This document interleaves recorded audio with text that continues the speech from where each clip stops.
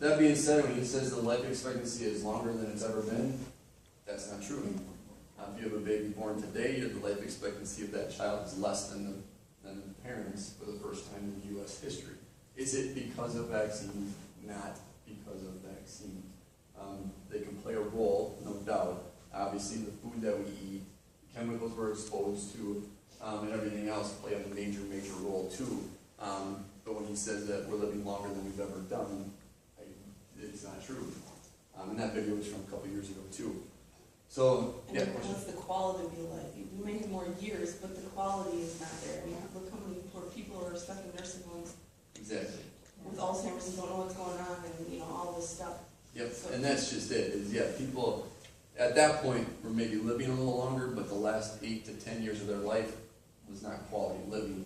And again, I'm not saying it's all because of vaccines. It's because of poor quality lifestyle. It's a lot of things, not being active and all that. But yeah, quality of life. Hey, if you ask me, do I want to live to be 100? If the last 20 years of my life was in a nursing home hooked up to machines, I don't think so. If I want to live to 90 and say I can still golf at the age of 89, perfect, I'll do it. But yeah, quality of life is huge. So this is the one thing in my office that I hear with parents all the time, and even grandparents for that matter, is, well, I got vaccinated and I was fine. Or I got, my kids got vaccinated and they turned out fine. Well, when I was born in '82, so I'm going to date myself a little bit, we got about 10 vaccines. And I was vaccinated. I got all the vaccines that were then. I got them all. But there were 10 of them. Right now, our kindergartner is about 40 vaccines behind schedule. So that's where the big thing comes out, is most parents don't even know how many shots their kids are getting in a small amount of time compared to what they got in that same amount of time. So it's a huge stimulation. And this is from stats from 2007. There are more on here now. Th2 response, kind of going back to that balance, 36 shots at that point, 36 to 0 as far as getting that balance of the immune system. So a 260% increase from 83 to 2007 in the amount of shots kids were given. So pretty dramatic. Then we got to look at, did vaccines even eliminate these diseases? Because the medical world claims big time that it eliminated vaccines for the sole purpose and sole cause of the elimination of a lot of these major diseases on the planet. But when you actually look back through the medical history and go through the Cochrane database studies and the governmental studies, and you look at when all these diseases started to be eliminated, it was all when the sanitation levels and sewer systems and refrigeration came into play. Nearly 90% of the total decline in mortality rates from scarlet fever, diphtheria, whooping cough, and measles between 1860 and 1965 occurred before the introduction of antibiotics and widespread immunizations. So they get all the credit, but how much credit do they really deserve? And like I said, it made possible with proper hygiene. People, we know that learn, hey, you gotta wash your hands. You can't go work in a field and mess with cow manure and then go home and eat. You got to wash your hands a little bit. So adequate nutrition increase, a complete diet, and the introduction of refrigeration. I look at this now, and you kind of look at this overall. Obviously, hygiene, we teach that in public health all the time. Washing hands, great. Do it, cover your mouth, do all that stuff. You got to do that. That's just common sense. Adequate nutrition, I don't think we're getting it in general anymore. Back in the 60s and 50s, I saw a thing on Facebook a while back that said eat organic food, or what your parents or grandparents just called food. And it's true. Back then, soils were highly full of nutrients. They weren't sprayed with only 3 chemicals at all times. They didn't spray anything on them at that time. So food was a lot more complete as far as nutrition, micronutrients, and vitamins. Today, most kids are getting highly processed chemical foods. They're not getting very good nutrition. A complete diet, the government has finally started to change their viewpoint on that. Instead of having a high carb-based diet, they are now changing things to be a little bit more balanced. But I think the damage has already been done. So kids aren't getting the best nutrition, and for that fact, adults aren't getting very good nutrition in general either. Refrigeration, obviously, we have that. That's a great thing. if we look at mortality rates, so I love these charts because it tells, all right, how many people died from these diseases and then when did these vaccines actually come into play? So diphtheria, vaccine came into play there was a spike after it, and then obviously it started to go down. So you look at all these charts, and you look here in the about 50s, everything kind of starts to bottom out. Whooping cough vaccine comes in the late 40s. Measles vaccine doesn't even come into play until I think 63 is when they started giving that one. There wasn't anybody dying from measles hardly at all at that point, but yet they got credit for it all. If you look at even polio, because I just saw a thing on the news feed or something the other day, there's 37 cases of polio worldwide now, and they're blaming all these Middle East countries that aren't governments, hiding the vaccines from them, and there's polio popping up. Well, yeah, they're in war-torn countries. They don't have refrigeration. They don't have electricity. They don't have sewage, proper sanitation anymore. Their cities are blown up. So yeah, it's going to spread a little bit there. In India, they just did a mass polio vaccination program there, and they're giving a lot of credit to eliminating polio in India. But the reality is they say they've eliminated wild polio, but now there's thousands of kids in India with vaccine-induced polio from the oral vaccine. But they don't count that as polio because it wasn't the wild strain. It was from the live oral vaccine. So if you look at basically the death rates before vaccines came into play, this chart is going down. It's not like it came off and there was a dramatic spike or drop off here. The trend was already going down. So to give it all the credit, I don't think so. I put this one on here because measles, this is the big thing in this country now. Measles, measles, measles, measles. They're blaming unvaccinated people all the time. Vaccines, measles was introduced, like in 63. Mortality rate was next to nothing at that point. So, and we'll go, actually I think it's the next slide. How effective, I wanted to put this on here, I added this last night because I think it's worth it because it's a current hot topic is the measles outbreaks. So we'll kind of fly through this. You might not be able to read it back there. I got this information. Dr. Pullen was actually in charge of Mayo's immunizations department. And I love this quote that he put here. People's failure to get vaccinated is deplorable. Obviously, he's going to say that he's in the medical world creating these things. But Dr. Pullen often stresses. But the more fundamental problem seems to be from the vaccine being less effective in real life than predicted, with too high failure rate. Between 2 and 10% don't even develop antibodies after receiving the recommended 2 shots, because different people have different genetic makeups. The vaccine is simply a dud, and many failing to provide the protection that they think they've acquired. So now, again, between 2 and 10% of these kids are getting these shots with no benefit at all. How do you know which ones? To make matters worse, even when the vaccine takes, the protection quickly wanes, making it unrealistic to achieve a 95% plus level of immunity in the general population thought necessary to protect public health. So he's talking about herd immunity. Vaccinate your kid to protect your neighbor's kid. For example, 9% of children that need 2 doses of vaccine, as the public health authorities now recommend, will have lost their immunity after just 7.5 years. As more time passes, more lose their immunity. This leads to a paradoxical situation whereby measles in highly immunized societies occurs primarily among those previously immunized. So when you read these articles on CNN, MSN, and Fox News, all this stuff saying that they're blaming all these pockets of measles now on unvaccinated kids, they never tell you how many of those people that got that had measles were actually vaccinated. And in most of these cases, the mumps case actually, I think at Ohio State, I think every single one of them except one was vaccinated for mumps. Most of these measles cases, 50 to 60% of these measles cases, these people are vaccinated for. They're up to date on their shots. The measles vaccine inadequately doesn't end there, however. It cannot be administered to those who are immunocompromised. What's the definition of that, truly? I always ask. Who have allergies to vaccine components. That just tells me he knows there's allergies to these vaccine components. How come the pediatrician doesn't say that? Or who are pregnant, among other limitations, leaving a large segment of the population susceptible and unprotected from measles outbreaks. Outbreaks, such cases will continue to occur. So, here's your measles update. dig into this a little bit, the autism debate. I always preface this with, I'm not in the camp that all autism cases are because of vaccines. No way is that. I would never say that. But I think it can push some kids over the edge. So Jenny McCarthy, she's gotten a lot of heat in the last couple of years too, in the media for not being a doctor and speaking on this stuff. But this lady's got a lot of smart people in her corner. So here's one thing, Jenny, and you know I've got an open mind.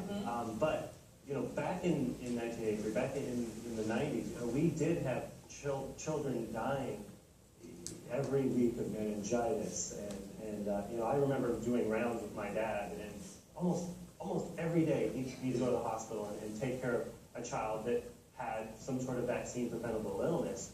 And you know, with the increase of vaccines, we've seen a huge decline in some of the really nasty things that I'm so glad I don't have to deal with. You know, epiglottitis, meningitis, you know, a lot of pneumonias. You know, kids just aren't dying of that sort of stuff anymore. And as a pediatrician, that's the last thing I want to see is for people to stop vaccinating, because we'll start seeing kids die of polio. Okay, let me tell you this. We do not need that many vaccines that we need. The chickenpox, I think, can be a third choice. The rotavirus, the flu shot that still contains mercury. JB, hepatitis B, go ahead, Wheeler. The devil is always in the details, and one of the problems with vaccines is they've been so great, people overly generalize about them as if they're only great. We looked at other first world countries. We're 34th in under 5 mortality, behind such luminaries as Cuba and Slovenia.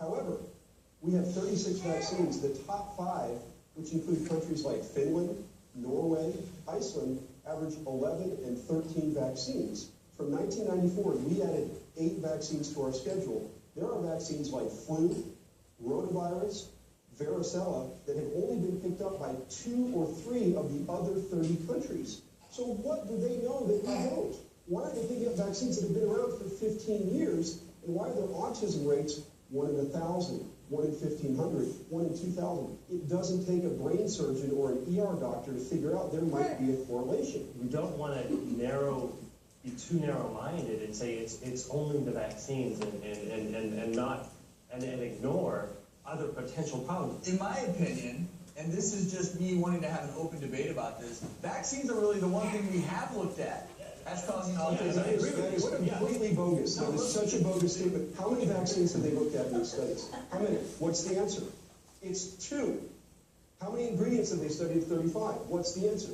It's 1. You've looked at 2 of 36 shots and 1 of 35 vaccines, and you're going to stand on the stage and say that vaccines and autism are unrelated? It is the most bogus tobacco science. It's a smokescreen, and anybody who takes the time to read it would agree. I'm so sick of doctors who don't read the studies, who don't know the details, sitting here telling parents and reassuring them that vaccines don't cause autism. It is irresponsible. And this is the biggest problem, and the reason that doctors in this country are frustrated. Read the because, science. listen, all you're doing is you're antagonizing a medical community that wants to help these kids. You haven't done the research. You're antagonizing me. You're antagonizing Dr. Sears. Why would you do that? This show is all about his okay, you know, it's okay. Everyone wants to blame someone, right? Yes. This is what we're trying to figure out here is how to help kids. But all you do when you yell at me on my stage, all you do is anger me. I'm sorry, and make me but you didn't know the I details. asked you to defend your stance, and all you did was attack me.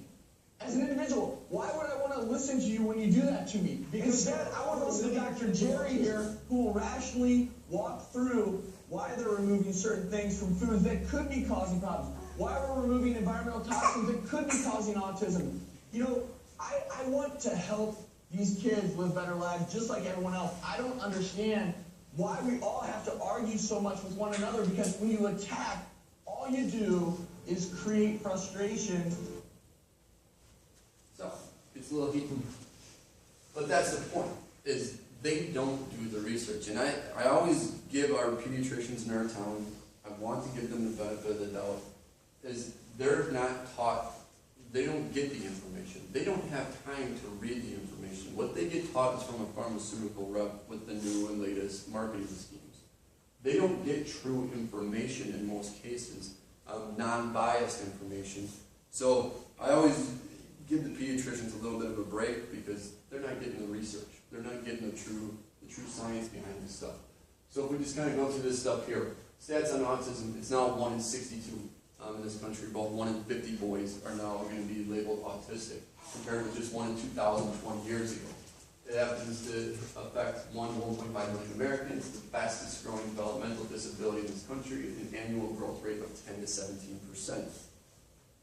Growth comparison during the 1990s, the U.S. population increased 13%, disabilities increased 16%, autism increased 172%. It costs about $90 billion every year to take care of these people with autism spectrum disorders, so it's not a cheap thing to our society. And in my opinion, with Obamacare rolling through, we're all going to be paying for it even more. So I think it's even more of a reason to really have this topic. I know they talked before about the vaccinated versus unvaccinated study. The government will not fund any study that compares the vaccinated versus the unvaccinated. They won't do it. Their reason is because it's unethical not to vaccinate some kids to do this study. So they literally won't pay for it. Cal Oregon unvaccinated study, this is a pretty good one. 9,000 boys, a decent population obviously, not a major one. 9,000 boys ages 4 to 17, the survey found they compared vaccinated versus unvaccinated. Vaccinated boys were 2.5 times, or 155% more likely to have neurological disorders compared to their unvaccinated peers. Vaccinated boys were 222% more likely to have ADD or ADHD, and 61% more likely to have autism than the kids that weren't. So, pretty interesting. Stats on allergies and asthma. Again, the T2 response. Asthma, a big thing that we see in our practice. I'm sure Dr. Ben sees the same thing in his. A lot of kids with asthma symptoms.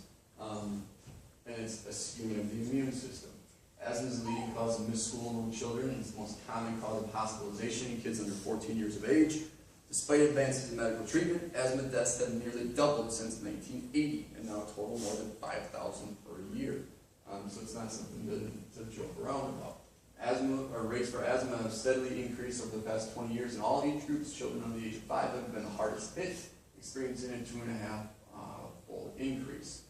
So, a study of nearly 14,000 children showed vaccination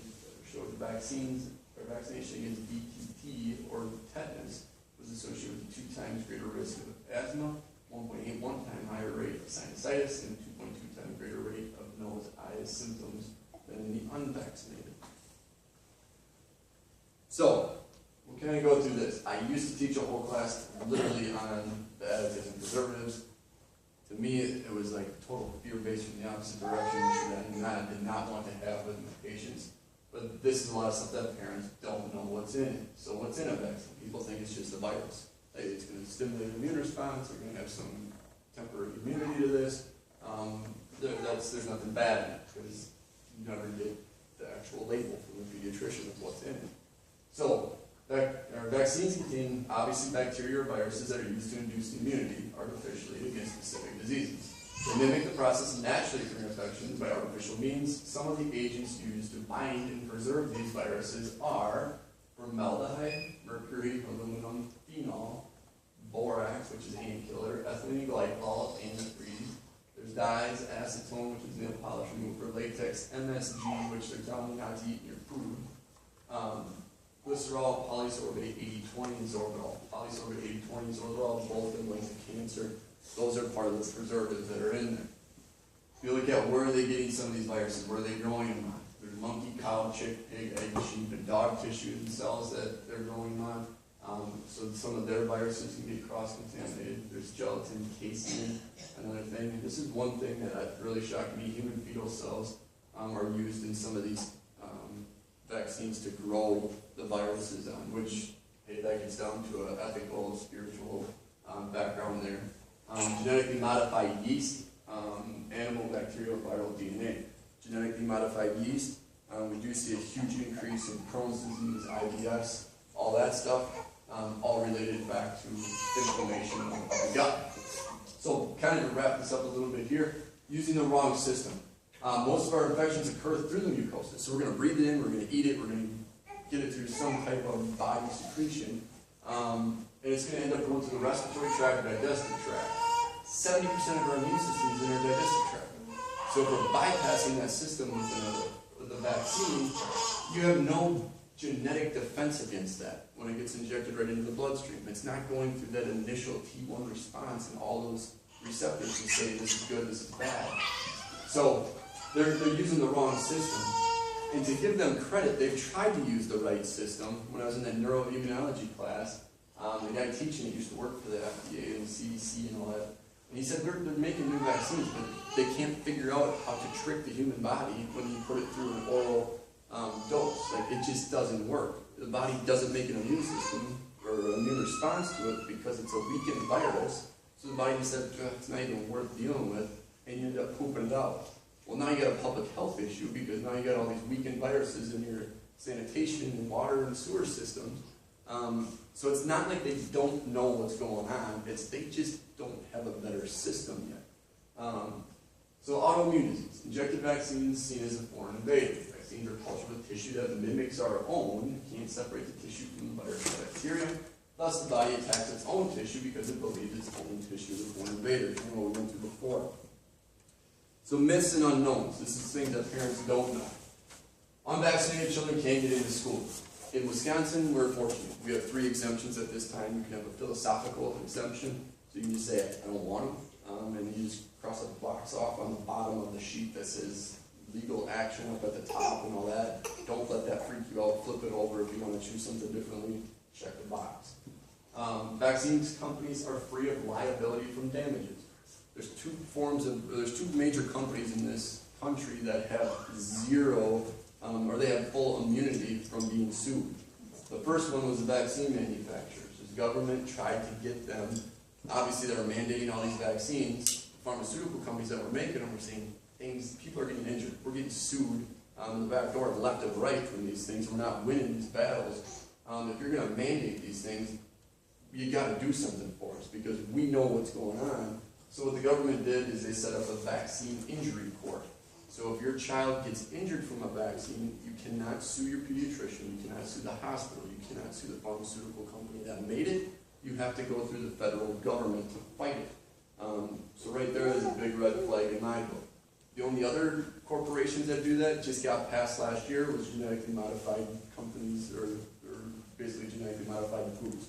The seed companies like Monsanto, DuPont, all them companies, because the GMOs are going to probably get labeled in the next couple of years, they got things snuck through the last farm bill saying, hey, we want full immunity from any adverse health reaction or events that happen here.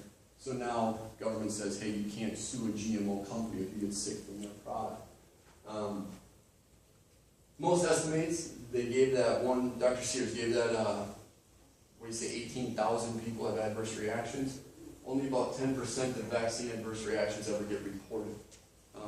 So 18,000 reactions, and 300 million people, probably not a big deal, but they make a big deal out of 137 measles cases, right? It's a big deal of those 18,000 people, I'm not going to take that away, but only 10% are really getting reported too. So the number's probably higher. Right now there's over 4,900 families that are at trial with the government claiming vaccines cause their kids autism. And the government has paid out over $1.7 billion in vaccine-damaged families.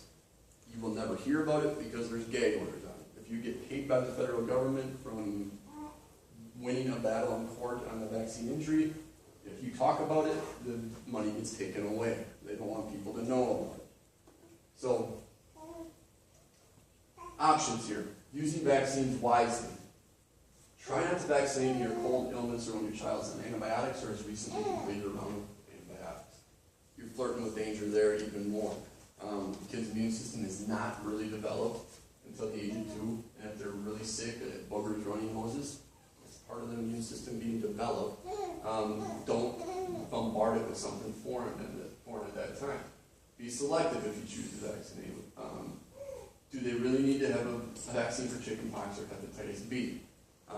When we had our last little guy, Zeke, we were in the hospital up in Sacred Heart in Eau Claire, and the nurse, I knew we weren't going to get the Hep B, but I was nice about it. She came in, she said, are we going to do Hep B today? I'm like, all right, just a quick question. I'm like, how would my little guy here get Hep B if I don't have it and my wife doesn't have it? She's like, oh. I'm like, how do you get Hep B? She's like, well, it's a sexually transmitted disease or it's from blood. I'm like, okay. So my little guy is not gonna have a sex return with his, and he's not bleeding or anything else right now. He's not doing IV drugs. And she looked at me and she went, why do we vaccinate? I'm like, my point exactly. She's like, seriously, why do we? I'm like, we will deny this right now. We'll make it up later. So, that being said, is they don't even know why they're doing it, in most cases. Always demand thimerosal-free vaccines. Luckily, the government does know thimerosal damages kids. We know that. They've taken it out of a lot of them. Flu shot still has it, that they recommend for every pregnant mom every year, and babies. So, recommend thimerosal-free. Delay them, that's another option. You can do that. If you choose not to do it right away, you can always delay them until your kid's 18, 24 months old, because 80% of brain development occurs during the third trimester to the second year of life. So if you're going to bombard that brain when it's still developing, chances are something could go wrong. Try not to get more than one vaccine at any single visit to the doctor. Spread them out every 6 months. Consider breaking them up. Combinations like MMR, break them up into 3 different vaccines. They're going to look at you cross-eyed and think you're crazy and tell you that they can't do that, but you can. And spread them out. Like I said, it's not a race that you need to get them all done by a certain age. And like I said, if you choose not to, that has to be your opinion too. One other thing, let your kids get sick. We have helicopter parents in our office, and I get to unfortunately call them out on it. I'm just like, they touch anything, they get dirty. Oh, it's dirty, it's dirty, it's germs, it's germs. Being a helicopter, like, let your kid get sick. Out of our 3 kids, Reese was our oldest. She was in daycare when I was in chiropractic school. My wife was teaching. She was constantly had a runny nose for the first year of life. Constantly. And my parents said, why is she always sick? I'm like, she's getting exposed to everything. And we embraced it. Obviously, we took care of her. She had some crazy fevers, and I even took her into the pediatrician one time. She busted out this crazy rash, and yeah, he's like, hey, a virus. She beat it. She had a high fever, busted out a rash. She's good. I'm like, awesome. But so many parents won't let their kids get sick. They freak out. They give a Tylenol, they give an antibiotic, or they run to the pediatrician immediately. And you don't even let the body necessarily build an immune response. So, in India, I like this, measles is referred to as a visitation by a goddess. Obviously, wrong religion in my opinion, but they don't even look at it as a major thing. Mayo just came out with a big thing and it busted on the news. A lady with cancer, they just treated her with a crazy high dose of a measles virus, and the cancer supposedly went away.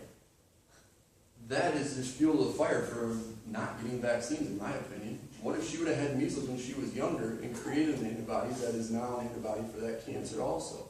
Are we suppressing some of these diseases like measles, mumps, which are relatively just a fever and a rash, and treating them off for maybe leukemia, lymphoma, and all these other cancers that they're trying to treat with these same viruses? So, when kids get sick when they're younger, they're way healthier when they're older. Like I said, Reese, our little one, sick nonstop for the first year. She's our healthiest kid out of all 3 of them. We got 3 really healthy kids, but she's the one that doesn't feel anything anymore. And our other 2 kids were never in daycare full time. So what can parents do? Support symptoms, don't stop them. You get sick to get well. Obviously, I use that as in you don't want your kids being dehydrated and lethargic and getting ridiculously sick and having abuse or neglect or anything like that. I always tell moms in my office, you have a mommy radar that nobody else has. And if that radar starts kicking off and you think you need to do something about it, do it. Because you're going to know best. Use medications as they are intended, just in emergency situations. So we tell our parents, hey, if your kid has a fever, let her roll. If it gets to be really high, try to calm it down with some wet cloths. Don't give a Tylenol right away. You're just going to let them get sick longer. Find natural alternatives to drugs. Find a pediatrician who listens and coaches and avoids those who only tell you what to do. I always tell our parents when it comes to pediatricians or chiropractors for that matter too, you're hiring them. You're the one paying them, or your insurance company is paying them. If you don't like what they tell you to do, or if they don't they don't vibe with your philosophy, find somebody new. You can do that. You're not just stuck with the first person that you get. TH1 upregulators, antioxidants. So these are the things that boost that T1 system. You want to get antioxidants, there's mushroom extracts, selenium, zinc, probiotics. If your kid is not born through the birth canal as a C-section, you've got to get probiotics. And if they didn't get exposed to good bacteria going through the birth canal. Breastfeeding is the best thing that you can possibly do for your kids. As long as you can do it, do it. You will save crazy amounts of money in medical costs later in life if you can breastfeed your baby up to a year, if not 2. World Health Organization says 2 years. So fish oils, find a good source of that. Don't get them from Walmart, Target, and all those places. They're junk. Get them from basically a healthcare provider, so they're going to be pure. Viral bacterial infections. Let your kids get sick. Don't stop them. Let them get outside. Get them dirty. So, ask questions. That's the number one thing. That's all part of informed choice. You can't make an informed choice if you don't ask the questions. So don't feel like you're going to get shot down by a pediatrician. If they can't answer the question, find a different pediatrician, in my opinion. Or if they say, hopefully they'll say, I don't know, I'll get back to you on that. So, obviously drugs are just prescriptions. They don't really treat the cause of the issue. Obviously there's a time and place for them. But just don't stuff meds down your kids' throats every time they get sick. Let them fight it off. And if it gets to the point where you need to do it, there's a time and place, no doubt. I'm going to end on this. How can chiropractic care help? I had every presentation I talk on in chiropractic. Obviously my office is not here in Alaska, so I have no skin in the game on this. But I know kids that get adjusted on a regular basis are ridiculously healthy compared to the kids that don't. All kids in my office, all families, we give them options once we get their corrective care done. They get adjusted, some of them once a week, some of them once every other week, some of them once a month. But we always get them checked. I have 3 kids, knock on wood, I say that per se, but my kids have never had a drug in their life. I'm not saying they've never been sick, they have. But we've never had an antibiotic, we've never had anything like that. And they've been checked since day 1. Dr. Ben is an awesome chiropractor. He takes care of my brother and my sister-in-law and their 2 kids. Couldn't prevent him from blowing another Achilles, obviously, but okay, he's good with everybody else. No. So if you know where Dr. Ben's office is, it's right on Main Street here. He's amazing. Obviously, I send my family to him, so I trust him. Chiropractic adjustments, they boost natural killer cells, they boost antibody levels, they boost phagocyte activity. Phagocytes are what encapsulate things and gets them out of your system. They overall increase immune system function. So, I can't say enough about chiropractic in general as far as overall health. And the thing is, it's a cycle. It's a process. There's a lot of things involved in it. You have to think well, move well, eat well, and be well adjusted. Because it's a component. You can't just exercise nonstop, eat at McDonald's, and not get any sleep. You're still going to get sick. There's a good balance. So